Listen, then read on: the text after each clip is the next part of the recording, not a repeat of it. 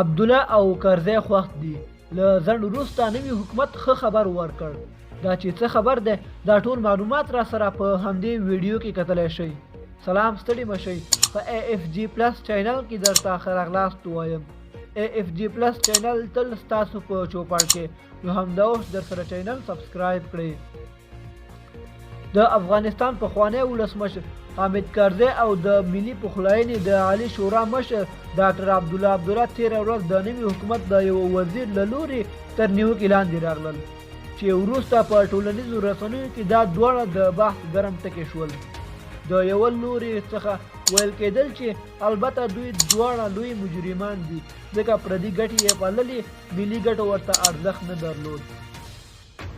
د پردیو له لورې د هېواد د اشغال په برخه کې یې د هغوی ملاتړ وکړ چې دا جرم په هیڅ کتاب کې د بخښلو نه دی. د بل لوري بیا ځینې خلکو ویل چې راغلی حکومت هم داسې پرېختې نه دي. ښه به دا وي چې په دې حساس وخت کې د مسایلو باندې زیات بحث ونه شي، ځکه مملکت نن په سختو اقتصادي ستونزو کې دی. لومړی باید دا حل شي. خو اوس د افغانستان د پخواني حکومت د کورنیو چارو وزیر ادعا کړې ده چې حامد کرزی او ډاکټر عبدالله کېدای شي د نوي حکومت یوه برخه شي.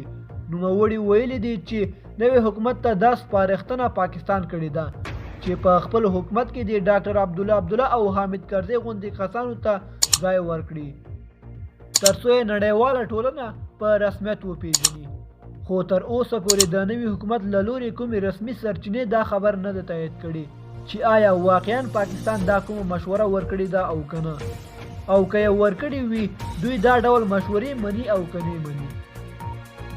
خو کوم څه چې ښکارې دي هغه دا د نوي حکومت د پالیسي ده چې د بهرنیو فشار نه مني. دوستانو، زموږ د نن ورځې خبر تر همدې ځایه و. د نورو تازه خبرونو لپاره زموږ یوټیوب چینل در سره سبسکرایب کړئ. والسلام.